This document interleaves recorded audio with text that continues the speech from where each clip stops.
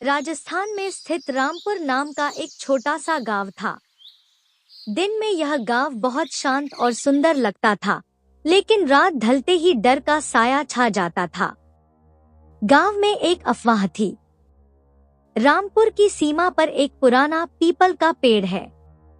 उसी पर एक चुड़ैल रहती है, जो आधी रात को गांव में आती है और छोटे बच्चों को उठा ले जाती है। एक रात गांव के रामलाल काका का 5 साल का बेटा अचानक गायब हो गया। दरवाजा बंद था, खिड़की की कुंडी भी लगी थी, लेकिन बच्चा बिस्तर से गायब था। बस खिड़की पर लंबे लंबे पैरों के निशान और खून के छींटे दिखे। गांव वाले सहम गए, सब बोले, ये काम उसी चुड़ैल का है। कुछ ही दिनों में 2 और बच्चे गायब हो गए। माएं अपने बच्चों को सीने से लगाकर रोने लगी। पुरुष रात को पहरा देने लगे, लेकिन आधी रात के बाद तेज हवाएं चलने लगतीं, अजीब सी कराहट सुनाई देती और किसी को कुछ दिखाई नहीं देता। हर सुबह एक बच्चा कम हो जाता। गांव के एक बुजुर्ग हरदास बाबा बोले, ये कोई साधारण आत्मा नहीं। सालों पहले यहाँ एक औरत की मौत हुई थी। कहते हैं कि वो गर्भवती थी, लेकिन उसे गांव से निकाल दिया गया। वो बदला लेने लौटी है और बच्चों की आत्माएं उसका खुराक बन रही हैं।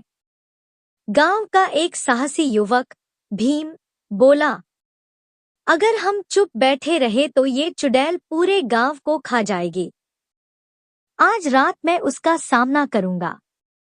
गांव वाले डरे हुए थे, लेकिन भीम ने अकेले ही तैयारी की। उसने हाथ में त्रिशूल, गले में हनुमान चालीसा और जेब में काले तिल और सिंदूर रखा। आधी रात को भीम उसी पीपल के पेड़ के पास बैठ गया। अचानक ठंडी हवाएं चलने लगी, पेड़ की डालियां टूटने लगी और तभी एक औरत उल्टी लटक कर नीचे उतरी।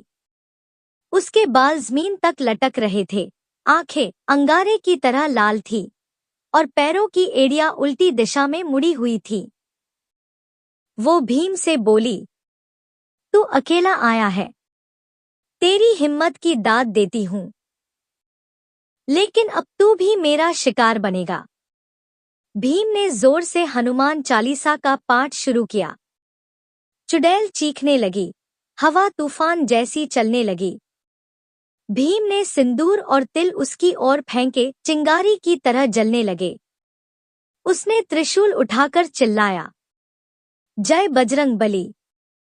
त्रिशूल सीधे चुड़ैल के सीने में लगा।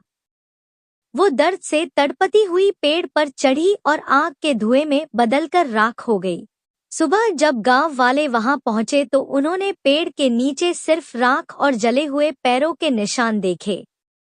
भीम बेहोश पड़ा था, लेकिन जिंदा था। उस दिन के बाद से गांव में कभी कोई बच्चा गायब नहीं हुआ। लेकिन आज भी रामपुर के लोग कहते हैं, रात को उस पीपल के पेड़ के पास मत जाना। कभी कभी वहां औरत की चीख अब भी सुनाई देती है।